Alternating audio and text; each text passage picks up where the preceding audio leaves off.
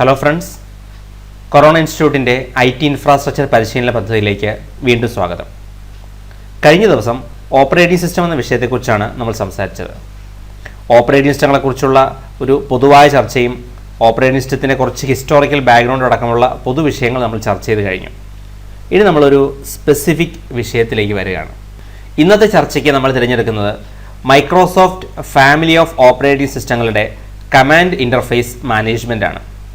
പൊതുവെ dose commands എന്നറിയപ്പെടുന്ന കമാൻഡുകൾ ഉപയോഗിച്ച് നിങ്ങളുടെ കമ്പ്യൂട്ടറിനെ നിയന്ത്രിക്കാനും അടിസ്ഥാന പ്രവർത്തനങ്ങൾ ചെയ്യാനും ആവശ്യമായ ചില കൺസെപ്റ്റുകൾ നമ്മളിന്ന് ചർച്ച ചെയ്യുകയാണ്. കഴിഞ്ഞ ദിവസത്തെ ചർച്ചയിൽ തന്നെ നമ്മൾ സംസാരിച്ചൊരു വിഷയമുണ്ട്.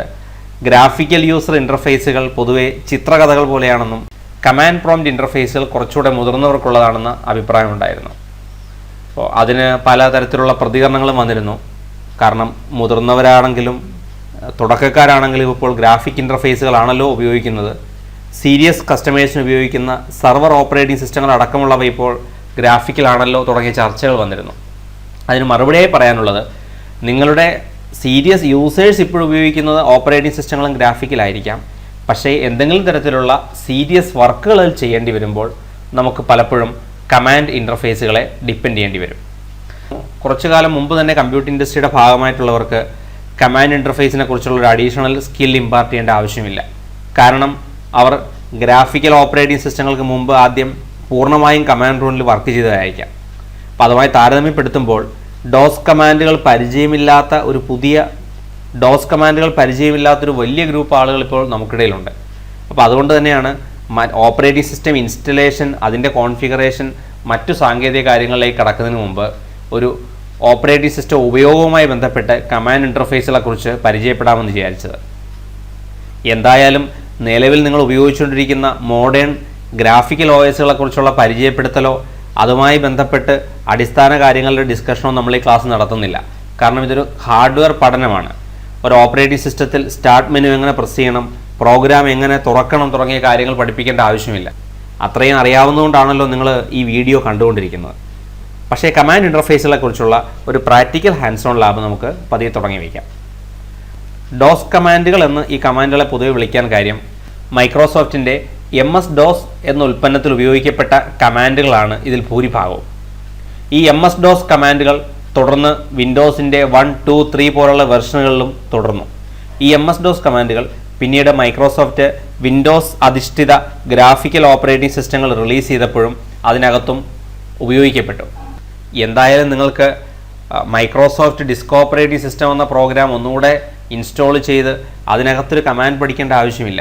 കാരണം 95 കാലഘട്ടത്തിൽ തന്നെ പ്രൊഡക്ഷൻ നിർത്തിവെച്ച ആ ഉൽപ്പന്നത്തിലേക്ക് നമുക്ക് തിരിച്ചു പോകേണ്ട ആവശ്യമില്ല. നമ്മൾ പഠിക്കുന്നത് നിലവിൽ നിങ്ങൾ ഉപയോഗിക്കുന്ന ഓപ്പറേറ്റിംഗ് സിസ്റ്റത്തിൽ എങ്ങനെ കമാൻഡ് പ്രോംപ്റ്റിൽ വർക്ക് ചെയ്യാവുന്നതാണ്.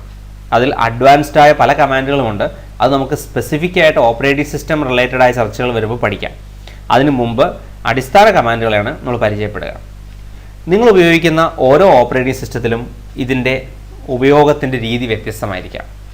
സാധാരണഗതിയിൽ സ്റ്റാർട്ട്, പ്രോഗ്രാം, കമാൻഡ് പ്രോംപ്റ്റ് എന്ന മട്ടിൽ നമുക്ക് തുറക്കാൻ പറ്റും. അപ്പോൾ നിങ്ങൾ ഉപയോഗിക്കുന്ന ഓപ്പറേറ്റിംഗ് സിസ്റ്റം വിൻഡോസ് XP ആണോ, വിസ്റ്റയാണോ, 7 ആണോ, 8 ആണോ, 8.1 ആണോ, അഥവാ വിൻഡോസ് 10 ആണോ പോലുള്ള ചോദ്യങ്ങൾ അവിടെ ചോദിക്കേണ്ടി വരും. അത്തരം ചോദ്യങ്ങളുടെ കൺഫ്യൂഷനും ഉപയോഗിക്കുന്നതിനുള്ള ആശയക്കുഴപ്പം ഒഴിവാക്കാൻ ഏറ്റവും നല്ലത് റൺ എന്ന ഓപ്ഷൻ എടുത്ത ശേഷം അവിടെ CMD എന്നോ കമാൻഡ് എന്നോ ടൈപ്പ് ചെയ്തുകൊണ്ട് കമാൻഡ് പ്രോംപ്റ്റ് ഓപ്പൺ ചെയ്യാണ്. അതെങ്ങനെയെന്ന് നോക്കാം. ഇപ്പം ഞാനിപ്പോൾ ഉപയോഗിച്ചുകൊണ്ടിരിക്കുന്നത് ഒരു വിൻഡോസ് 8 ഓപ്പറേറ്റിംഗ് സിസ്റ്റമാണ്. അപ്പോൾ അതിനകത്ത് ഞാൻ ഈ വിൻഡോസിൻ്റെ കീ പ്രസ് ചെയ്യുക മാത്രം ചെയ്താൽ സ്വാഭാവികമായും 8ൻ്റെ ടൈൽസ് പ്രത്യക്ഷപ്പെടും. ഈ 8ൻ്റെ ടൈൽസിൽ എൻ്റെ കമാൻഡ് ഇൻ്റർഫേസിന് വേണ്ടി ഞാൻ പലതും നോക്കിയപ്പോൾ കാണുന്നില്ല. സോ ഞാനിവിടെ റൈറ്റ് ക്ലിക്ക് ചെയ്തിട്ട് ഓൾ ആപ്സ് എന്ന ഓപ്ഷൻ എടുത്ത് പിന്നെയും പലതി നോക്കിയപ്പോൾ അവസാനം എനിക്ക് ഈ കാണുന്ന പോലെ കമാൻഡ് ഇൻ്റർഫേസ് കണ്ടു. ഇവിടെ ക്ലിക്ക് ചെയ്യുമ്പോൾ കമാൻഡ് പ്രോംപ്റ്റ് തുറക്കുകയും ചെയ്തു. പക്ഷേ ഇതൊരു കോംപ്ലിക്കേറ്റഡ് ആയ പ്രൊസീജിയറാണ്. നിങ്ങൾ ഉപയോഗിക്കുന്ന ഓപ്പറേറ്റിംഗ് സിസ്റ്റം വിൻഡോസ് 8 അല്ലെങ്കിൽ ഇതേ പ്രൊസീജിയറിന് പ്രസക്തിയില്ല. അപ്പോൾ അതുകൊണ്ട് ഞാനിത് ക്ലോസ് ചെയ്ത ശേഷം എല്ലാവർക്കും ഉപയോഗിക്കാവുന്ന ലെവലിൽ ഏറ്റവും എളുപ്പത്തിൽ കമാൻഡ് ഇൻ്റർഫേസ് എടുക്കുന്നത് എങ്ങനെയെന്ന് നോക്കാം. അതിനായി വിൻഡോസ് കീ പ്രസ് ചെയ്ത് പിടിച്ചുകൊണ്ട് R എന്ന ബട്ടൺ പ്രസ് ചെയ്യുക. ഓട്ടോമാറ്റിക്കായിട്ട് നിങ്ങൾക്കൊരു റൺ മെനു നിങ്ങളുടെ ഓപ്ഷനിൽ വരും. ഈ റൺ മെനുവിൽ കമാൻഡ് എന്നോ CMD എന്നോ ടൈപ്പ് ചെയ്യുക. അതോടുകൂടി നിങ്ങളുടെ സിസ്റ്റത്തിൽ ഒരു കമാൻഡ് പ്രോംപ്റ്റ് ഓപ്പൺ ചെയ്യപ്പെടും. രസകരമായൊരു കാര്യം, മൈക്രോസോഫ്റ്റ് വിൻഡോസ് ഡോസ് എന്നാണ് കമാൻഡ് പ്രോംപ്റ്റിൽ എഴുതിയിരിക്കുന്നത്. ശരിക്കും ഇത് പൂർണ്ണമായും മൈക്രോസോഫ്റ്റിൻ്റെ ഒറിജിനൽ ഡോസ് പ്രോംപ്റ്റ് അല്ല. അതിന് പകരം ഒരു വ്യാജമായ ഡോസ് എൻവയറമെൻറ്റ് മൈക്രോസോഫ്റ്റ് നമുക്ക് വേണ്ടി പ്രൊവൈഡ് ചെയ്തിരിക്കുന്നതാണ്. എന്തായാലും കുഴപ്പമില്ല, നമുക്ക് നിലവിൽ ഈ കമാൻഡ് പ്രോംപ്റ്റ് ഉപയോഗിച്ച് തുടങ്ങാം. ചില അടിസ്ഥാന കമാൻഡുകൾ ടൈപ്പ് ചെയ്തുകൊണ്ട് നമുക്കിത് തുടങ്ങാം.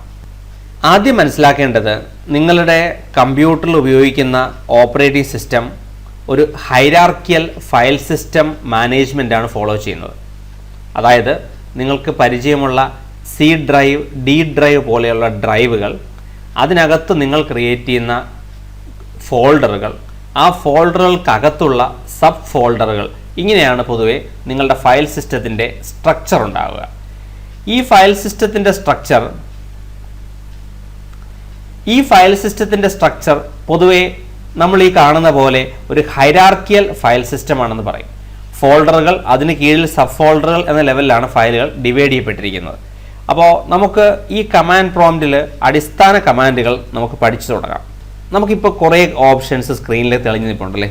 അപ്പോൾ അതെല്ലാം ഒന്ന് ക്ലിയർ ചെയ്ത് വ്യക്തമാക്കി ഒരു ക്ലീൻ സ്ലൈറ്റിൽ നമുക്ക് തുടങ്ങാൻ ആവശ്യമായ ഏറ്റവും അടിസ്ഥാന കമാൻഡ് CLS എന്നാണ്. ക്ലിയർ ദ സ്ക്രീൻ എന്നാണ് അർത്ഥം.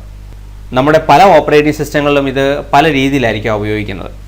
എന്തായാലും നമ്മൾ ഇനിഷ്യലി MS-DOS കമാൻഡ് എന്ന പേരിൽ മൈക്രോസോഫ്റ്റിൻ്റെ ഉൽപ്പന്നങ്ങൾ ഉപയോഗിക്കാൻ പറ്റുന്ന കമാൻഡ് ഇൻ്റർഫേസുകളാണ് പരിചയപ്പെടുന്നത്. ഇതിനുശേഷം അടുത്തൊരു ഘട്ടത്തിൽ നമുക്ക് ഇതേ കാര്യങ്ങൾ ലിനക്സ് എന്ന എൻവയറമെൻറ്റിൽ റിപ്പീറ്റ് ചെയ്യാം. അപ്പോൾ ഇത് തമ്മിലുള്ളൊരു താരതമ്യ പഠനം വളരെ രസകരമായിരിക്കും. CLS എന്ന കമാൻഡ് ടൈപ്പ് ചെയ്യുമ്പോൾ സംഭവിക്കുന്നത്, സ്ക്രീൻ ക്ലിയർ ആവുകയും നമുക്ക് ഫ്രഷ് ആയിട്ടുള്ള ഒരു ഓപ്ഷൻ കിട്ടുകയും ചെയ്യും. ഇപ്പോൾ ഞാനിപ്പോൾ നിൽക്കുന്നത് ആസ് യു ക്യാൻ C:\/ ഒരു ഗ്രേറ്റർ ദാൻ സിമ്പൽ, പിന്നെ ബ്ലിങ്ക് ചെയ്തുകൊണ്ട് നിൽക്കുന്ന ഒരു ലൈൻ, ഇത്രയാണ് നമ്മുടെ മുമ്പിലുള്ളത്. ഇതിനെ നമ്മൾ C പ്രോംപ്റ്റ് എന്ന് വിളിക്കും. PROMT അഥവാ പ്രോംപ്റ്റ് എന്നാണ് നമ്മളിതിന് വിളിക്കുക. എന്തുകൊണ്ടാണ് ബ്ലിങ്കിങ് ലൈനുള്ള ഈ ഒരു സ്ക്രീനിനെ നമ്മൾ പ്രോംപ്റ്റ് എന്ന് വിളിക്കുന്നത് എന്നാലോചിക്കാം. പ്രോംപ്റ്റ് എന്ന വാക്കിൻ്റെ അർത്ഥം എന്താണ്? പ്രേരിപ്പിക്കുക. ഇവിടെ ഞാനൊരു കമാൻഡ് എൻ്റർ ചെയ്യൂ എന്ന് പ്രേരിപ്പിക്കുകയാണ് അടിസ്ഥാനപരമായി പ്രോംപ്റ്റ് ചെയ്യുന്നത്. കമാൻഡ് ഇൻ്റർഫേസുള്ള പ്രത്യേകത, അവിടെ എന്ത് ടൈപ്പ് ചെയ്യണമെന്ന് നിങ്ങൾക്ക് അറിയാമായിരിക്കണം. ഞാൻ എന്തെങ്കിലും ഒന്ന് ടൈപ്പ് ചെയ്താൽ അതിന് വ്യക്തമായ ഒരു മറുപടിയോ ഒരു എക്സിക്യൂഷനോ നടത്താനുള്ള കഴിവ് അതിനില്ല. ഇപ്പോൾ ഞാൻ ടൈപ്പ് ചെയ്തതിന് എനിക്ക് മറുപടി തന്നത് ഇറ്റ് ഈസ് ദാറ്റ് ഞാൻ ടൈപ്പ് ചെയ്ത് എന്താണോ it is not recognized as an internal or external command, operatable program or batch file. അപ്പോൾ നമുക്ക് പുതിയ കുറച്ച് വാക്കുകൾ കിട്ടി. Internal command, external command, operable program or batch file. എന്തായാലും നമുക്ക് അതിനകത്ത് രണ്ട് വാക്കുകൾ ആലോചിച്ച് തുടങ്ങാം. Internal command and external command. എന്താണ് ഇന്റേണൽ കമാൻഡ്, എന്താണ് എക്സ്റ്റേണൽ കമാൻഡ്? ഒരു ഓപ്പറേറ്റിംഗ് സിസ്റ്റത്തിന് പല ഫംഗ്ഷനാലിറ്റികൾ ഉണ്ടെന്ന് നമ്മൾ കഴിഞ്ഞ ക്ലാസ്സിൽ പഠിച്ചു. Input output management, memory management, file management, process management and user interface.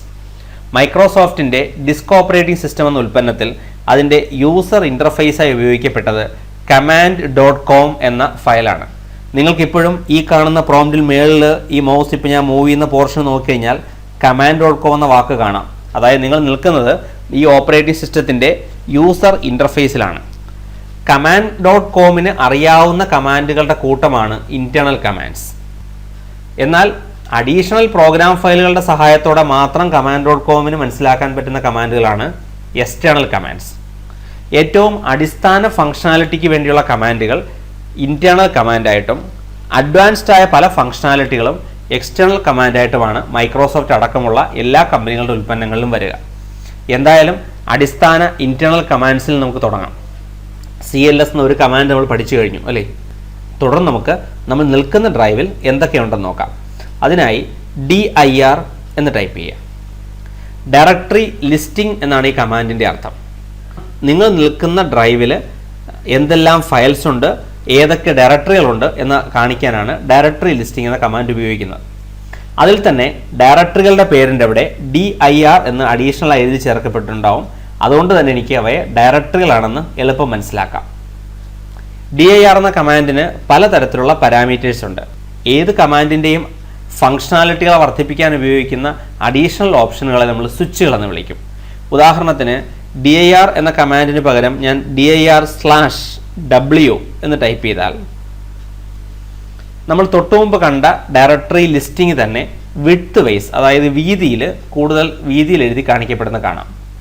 dir എന്ന കമാൻഡുമായി ബന്ധപ്പെട്ട് എന്തെല്ലാം പാരാമീറ്റർ ഉണ്ട് എന്നറിയണമെങ്കിൽ ആ command followed by the slash with question mark കൊടുക്കുക.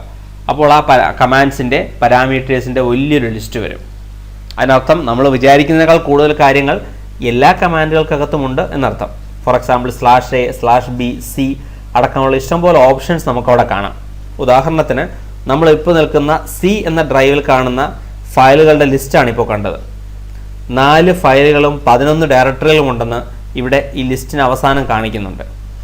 ഞാൻ അതേ ഓപ്ഷനിൽ dir/ah എന്ന കമാൻഡ് എക്സിക്യൂട്ട് ചെയ്യണം.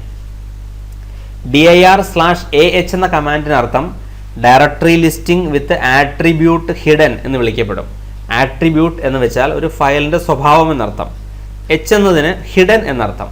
അതായത് dir/ah എന്ന് കൊടുത്താൽ നിങ്ങൾ നിൽക്കുന്ന സ്ഥലത്ത് ഹിഡൻ ഫയലുകൾ അടക്കമുള്ള ഫയലുകളെ അത് കാണിക്കും. ഇതുമായി ബന്ധപ്പെട്ട് കൂടുതൽ കാര്യങ്ങൾ അറിയണമെങ്കിൽ help followed by the command name കൊടുക്കുകയോ അല്ലെങ്കിൽ ആ കമാൻഡ് /question മാർക്ക് എന്ന് കൊടുക്കുകയോ ചെയ്യാം. നമുക്കൊന്ന് സ്ക്രീൻ ക്ലിയർ ചെയ്യാം. തുടർന്ന് നമുക്ക് ഈ സ്ലാഷ് എന്ന കീയെക്കുറിച്ച് പലർക്കും ഒരു കൺഫ്യൂഷൻ ഉണ്ട്. ഉദാഹരണത്തിന് ഇത് ഏത് സ്ലാഷാണ്? ഇത് ഫ്രണ്ട് സ്ലാഷ് ആണോ ബാക്ക് സ്ലാഷ് ആണോ? ഇനി ഇതാണോ ഫ്രണ്ട് സ്ലാഷ്, ഇതാണോ ബാക്ക് സ്ലാഷ്? അപ്പോൾ നമ്മളൊന്ന് വ്യക്തമാക്കുകയാണ്. നമ്മളിപ്പോൾ കാണിച്ചതിൽ ഈ പ്രസ് ചെയ്തിരിക്കുന്ന ഇത് ബാക്ക് സ്ലാഷ് ആണ്. നിങ്ങളുടെ ക്വസ്റ്റ്യൻ മാർക്കിൻ്റെ കൂടെ കാണുന്ന ഫംഗ്ഷനാലിറ്റി ഫ്രണ്ട് സ്ലാഷ് ആണ്. dir അടക്കമുള്ള കമാൻഡുകളിൽ അതിൻ്റെ പാരാമീറ്റേഴ്സായിട്ട് ഉപയോഗിക്കുന്നത് ഫ്രണ്ട് സ്ലാഷ് ആണ്. ഒന്നുകൂടെ നോക്കിയാൽ dir /question മാർക്ക്. ഓക്കെ, അപ്പോൾ ഡയറക്ടറി ലിസ്റ്റിംഗ് എന്ന ഏറ്റവും അടിസ്ഥാന കാര്യം കഴിഞ്ഞു. നിങ്ങൾ നിൽക്കുന്ന സ്ഥലത്ത് എന്തൊക്കെ ഫയൽസ് ഉണ്ട് എന്ന് നമ്മൾ തിരിച്ചറിയാൻ പറ്റി. നിങ്ങൾ സാധാരണഗതിയിൽ ഇതിൻ്റെ ഒരു കൗണ്ടർ പാർട്ടായി ചെയ്യുന്നത് നിങ്ങളുടെ C ഡ്രൈവ് തുറന്ന് ഇങ്ങനെ കാണുന്നതിന് ഇക്വലൻ്റ് ആണിത്. C ഡ്രൈവ് കണ്ടതിന് പകരമാണ് നമ്മൾ ഒരു കുറച്ചുകൂടെ കമാൻഡ് ഇൻ്റർഫേസിൽ കണ്ടത്. ഇവിടെ കണ്ട കാര്യങ്ങളും അവിടെ കണ്ട കാര്യങ്ങളും ഒന്ന് തന്നെയാണ്. ഡയറക്ടറി ലിസ്റ്റിംഗ് എന്ന ആശയം മനസ്സിലായല്ലോ. ഇനി നമുക്ക് ഒരു ഡയറക്ടറി ക്രിയേറ്റ് ചെയ്യാം. ഈ ഡയറക്ടറി എന്ന ആശയം തന്നെയാണ് പുതിയ ഓപ്പറേറ്റിംഗ് സിസ്റ്റം എൻവയറമെൻറ്റുകൾ ഫോൾഡർ എന്ന് വിളിക്കുന്നത്. ഫോൾഡർ ആയാലും ഡയറക്ടറി എന്ന് വിളിച്ചാലും ഫയലുകൾ ഓർഗനൈസ് ചെയ്യാനുള്ള ഒരു ആശയത്തിൻ്റെ പേരാണ് ഫോൾഡർ. നമുക്ക് തുടക്കത്തിൽ പറഞ്ഞു തരാവുന്ന എളുപ്പത്തിന് ഡയറക്ടറികളെ പെട്ടികളായി വിചാരിക്കാം.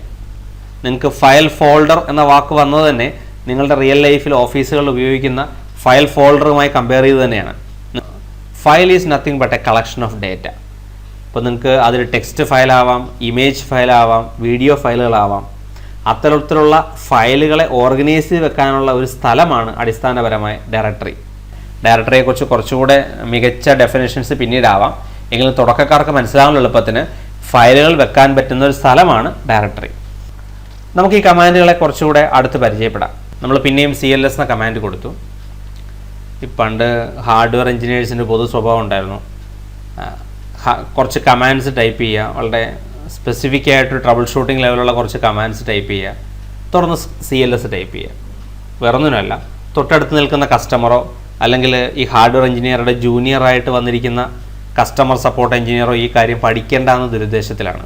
ഇൻ്റർനെറ്റ് ഇത്രയും പോപ്പുലറായ കാലഘട്ടത്തിൽ CLS ടൈപ്പ് ചെയ്തുകൊണ്ടൊന്നും അറിവിനെ മറയ്ക്കാൻ പറ്റില്ല എന്നുള്ളതുകൊണ്ടായിരിക്കാം ഇപ്പോൾ ആളങ്ങനെ ചെയ്യാറില്ലെന്ന് തോന്നുന്നു. ചെയ്യുന്നവരും ഉണ്ടാവുക അല്ലേ. എന്തായാലും dir എന്നൊരു അടിസ്ഥാന കമാൻഡ് നമ്മൾ ടൈപ്പ് ചെയ്തു. നമുക്കൊരു ഫോൾഡർ ഉണ്ടാക്കാം അല്ലേ. വിൻഡോസ് എൻവയറമെൻറ്റിലാണെങ്കിൽ എത്ര എളുപ്പത്തിൽ എവിടെയെങ്കിലുമൊക്കെ ഡെസ്ക്ടോപ്പിൽ എവിടെയെങ്കിലും ഒന്ന് റൈറ്റ് ക്ലിക്ക് ചെയ്തിട്ട് ന്യൂ പറഞ്ഞ് ഫോൾഡർ ക്രിയേറ്റ് ചെയ്യാവുന്നൊരു കാര്യത്തിന് വേണ്ടിയാണ് നമ്മളിപ്പോൾ ബുദ്ധിമുട്ടുന്നതെന്ന് തോന്നുന്നു. ബട്ട് സ്റ്റിൽ പ്രാക്ടിക്കലായിട്ട് അത് എങ്ങനെയാണെന്ന് മനസ്സിലാക്കേണ്ടത് അത്യാവശ്യമാണ്. നമുക്കൊരു ഫോൾഡർ ക്രിയേറ്റ് ചെയ്യാനുള്ള ശരിയായ കമാൻഡ് മേക്ക് ദ ഡയറക്ടറി എന്നാണ്. അതായത് MKDIR, മേക്ക് ഡയറക്ടറി സ്പേസ് കൊടുക്കുക, ഫോളോഡ് ബൈ നിങ്ങൾ ഉണ്ടാക്കാൻ ഉദ്ദേശിച്ച ഡയറക്ടറിയുടെ പേര് ടൈപ്പ് ചെയ്യുക. ഇപ്പോൾ ഞാൻ ഉദാഹരണത്തിന് മേക്ക് ഡയറക്ടറി CORONA കൊറോണ എന്ന് ടൈപ്പ് ചെയ്യുന്നു. കൊറോണ എന്ന പേരിൽ ഇപ്പോൾ ഒരു ഡയറക്ടറി ഉണ്ടായിക്കഴിഞ്ഞു. ഈ MKDIR എന്ന കമാൻഡ് ഇങ്ങനെ തന്നെ കൊടുക്കണമെന്നില്ല. MD ഫോളോഡ് ബൈ corona1 എന്ന പേരിൽ ഒരെണ്ണം ക്രിയേറ്റ് ചെയ്താൽ ഓട്ടോമാറ്റിക്കായിട്ട് ഇപ്പോൾ കൊറോണ എന്ന പേരിൽ ഡയറക്ടറിയും ക്രിയേറ്റഡ് ആയി, corona1 എന്ന പേരിൽ ഡയറക്ടറിയും ക്രിയേറ്റഡ് ആയി. അങ്ങനെ ക്രിയേറ്റഡ് ആയോ എന്ന് നമുക്ക് നോക്കാം.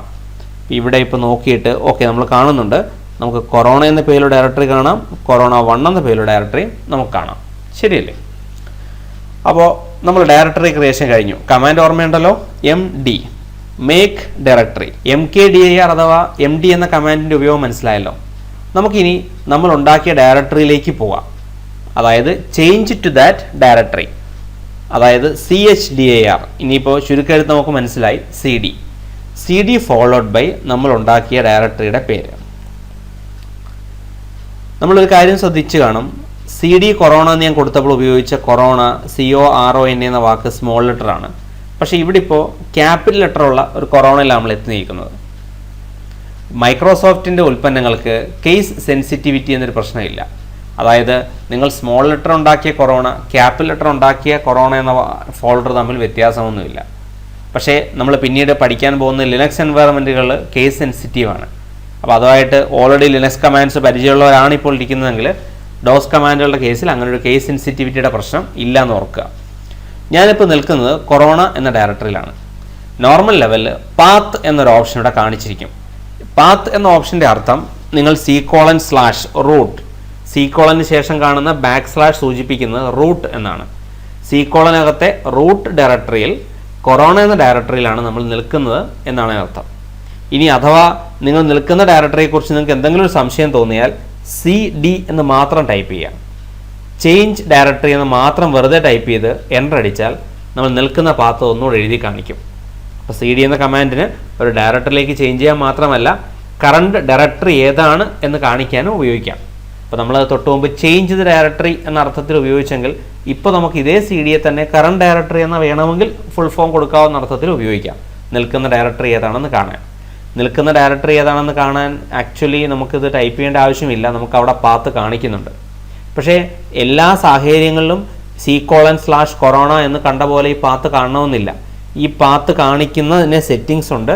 ആ സെറ്റിങ്സ് മാറ്റി നമുക്ക് വേറൊരു തലത്തിലേക്ക് കാണിക്കാൻ പറ്റും. ഇനി കുറച്ച് അടിസ്ഥാന കമാൻഡുകൾ കാണിക്കാം. ഉദാഹരണത്തിന് ഏറ്റവും ലളിതമായ ഒരു പഴയ കമാൻഡ് ടൈം. നമ്മൾ നിൽക്കുമ്പോൾ നമ്മുടെ സിസ്റ്റത്തിലെ ടൈം ഇൻഫർമേഷൻ കാണിക്കും. ഈ കൊടുത്ത സമയമല്ല നിങ്ങളുടെ സമയമെങ്കിൽ അത് ചേഞ്ച് ചെയ്യാനുള്ള ഓപ്ഷൻ അവിടെ തന്നെയുണ്ട്. നിങ്ങൾക്ക് ചേഞ്ച് ചെയ്യാൻ പ്ലാനൊന്നും ഇല്ലെങ്കിൽ വെറുതെ കീ പ്രസ് ചെയ്യാം. അതേപോലെ കമാൻഡാണ് ഡേറ്റ്. നിങ്ങളുടെ പ്രസൻറ്റ് ഡേറ്റ് ഇത് കാണിക്കും. ഡേറ്റ് ചേഞ്ച് ചെയ്യാൻ പ്ലാനൊന്നും ഇല്ലെങ്കിൽ വെറുതെ എൻ്റർ പ്രസ് ചെയ്യാം. ടൈം ആൻഡ് ഡേറ്റ് എന്ന അടിസ്ഥാന കൺസെപ്റ്റുകൾ, അടിസ്ഥാന കമാൻഡുകൾ മനസ്സിലായല്ലോ. അപ്പോൾ നമ്മൾ എന്തെല്ലാം പഠിച്ചു? ഒരു ഡയറക്ടറി ഉണ്ടാക്കാൻ പഠിച്ചു, ആ ഡയറക്ടറിയിലേക്ക് മൂവ് ചെയ്യാൻ പഠിച്ചു. ഇനി നമുക്ക് കൊറോണ എന്ന ഡയറക്ടറിയിൽ ഒരു ഫയൽ ക്രിയേറ്റ് ചെയ്യാം. ഫയൽ ക്രിയേഷൻ അടിസ്ഥാനപരമായി ലളിതമായ പ്രക്രിയയാണ്. അതിനു മുമ്പ് നമ്മൾ ഉണ്ടാക്കിയിരിക്കുന്ന ഡയറക്ടറിയിൽ നിലവിൽ എന്തെങ്കിലും ഫയൽസ് സ്വയം ക്രിയേറ്റഡ് ആയിട്ടുണ്ടോ എന്ന് നോക്കിയാലോ.